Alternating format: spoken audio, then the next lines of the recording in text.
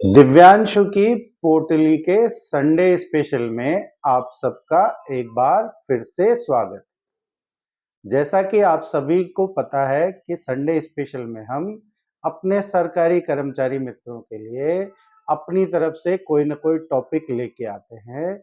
तो आज भी हम लेकर के आए हैं अपना विषय tutorial on child care leave. जैसा कि आप सभी को पता है कि 6 सीपीसी के दौरान चाइल्ड केयर लीव का प्रावधान किया गया और इसको इफेक्टिव किया गया 1/9/2008 से। इसके अंतर्गत बच्चों की देखभाल के लिए जिनकी उम्र 18 साल से कम है, सरकार ने महिलाओं को फायदा देते हुए चाइल्ड केयर लीव को इंट्रोड्यूस किया, जिसके तहत महिलाओं को चाइल्ड केयर के अंतर्गत 730 दिन की छुट्टियां देने का प्रावधान किया गया। 730 दिन की छुट्टी या 2 साल की चाइल्ड केयर लीव, इसको हम इस तरीके से समझते हैं। तो इसमें सेंट्रल गवर्नमेंट ने जो सबसे पहली जो एलिजिबिलिटी क्राइटेरिया बनाया, उस क्राइटेरिया में 2 एल्डेस्ट सन और डॉटर जिनकी उम्र 18 वर्ष से कम है, वो सभी महिलाएं और एकल पुरुष सीसीएल पाने के अधिकारी हैं। तो जो सीसीएल है उसको जो है कितने स्पेल में ले सकते हैं, तो इसके बारे में सीसीएल गाइडलाइन में दिया गया है कि maximum 3 scale of CCL can be taken in a year, मतलब 3 बार एक साल में आप सीसीएल अप्लाई कर सकते हैं। इसमें जो कि सिंगल मदर्स है उनके लिए वो स्पेल जो है वो 3 की जगह 6 स्पेल है, मतलब सिंगल मदर एक साल में 6 बार सीसीएल के लिए अप्लाई कर सकती है। सीसीएल के बारे में जो एक धारणा बनी हुई है कि अगर सीसीएल लेंगे तो खाते की छुट्टियां पहले डिडक्ट होगी, उसके बाद सीसीएल मिलेगी। ये क्लियरिफिकेशन देते हुए गवर्नमेंट ने इसमें करेक्शन किया कि इसमें सरकारी कर्मचारी के खाते से कोई भी छुट्टियां डिडक्ट नहीं होगी, सीधे के सीधे सीसीएल के परफॉर्मे में वो छुट्टियां 370 दिन की छुट्टियां जो है डिडक्ट होती रहेंगी। प्रोबेशन पीरियड के दौरान जो महिला कर्मचारी हैं उनको सीसीएल अलाउ नहीं होगी, स्पेसिफिक कंडीशन में ही ये अलाउ हो सकती है with the approval of competent authority.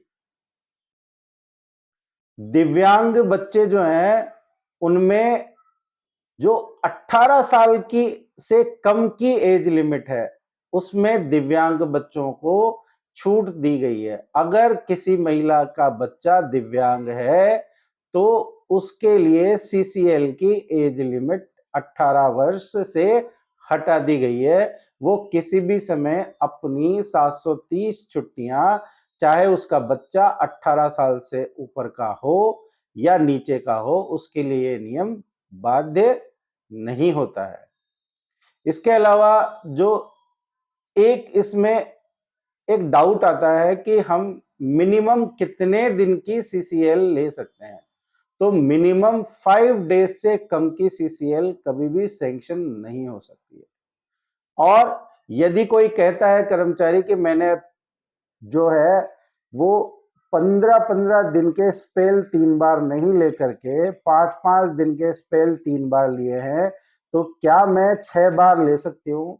चाहे उसने 15 दिन का स्पेल एक बार में लिया हो, चाहे वो 5 दिन का स्पेल हो, लेकिन 3 स्पेल से ज्यादा कोई भी कर्मचारी एक साल में नहीं ले सकता, स्पेशली सिंगल फीमेल को छोड़कर। सीसीएल के दौरान पड़ने वाले संडे, सैटरडे और गेजेटेड हॉलीडेज भी सीसीएल में काउंट होंगे।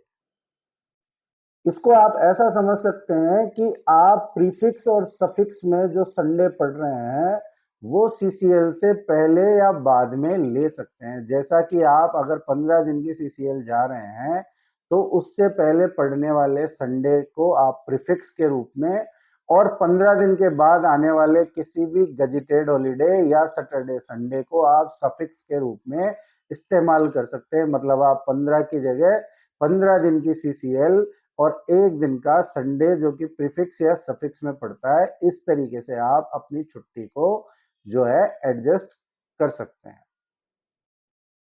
इसके अलावा मैटरनिटी लीव के कंटिन्यूएशन में भी आप सीसीएल ले सकते हैं।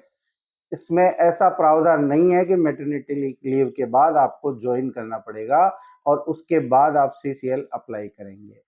आप कंटिन्यूएशन में आप मैटरनिटी लीव के बाद आप सीसीएल अप्लाई कर सकते हैं। इसके अलावा जो है सीसीएल के दौरान किसी भी कर्मचारी को यदि उसने कॉम्पिटेंट अथॉरिटी से अप्रूवल ली है तो उसको आउट ऑफ स्टेशन परमिशन या अब्रॉड परमिशन अलाउड है। वो सीसीएल के दौरान आउट ऑफ स्टेशन, एलटीसी या फॉरेन टूर के लिए अप्लाई कर सकता है, बशर्ते कि उसको जो है कॉम्पिटेंट अथॉरिटी ने अप्रूवल उसकी दी हुई है।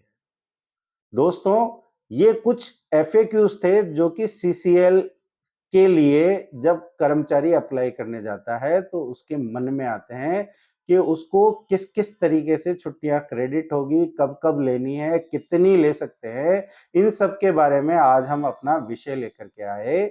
आशा है कि आपको ये विषय पसंद आएगा, और जैसा कि मैं हमेशा कहता हूं कि अगर आपको मेरा प्रयास पसंद आता है तो आप जाते जाते चैनल को सब्सक्राइब कर सकते हैं और इस वीडियो को अपने दोस्तों और परिवार के साथ शेयर कर सकते हैं।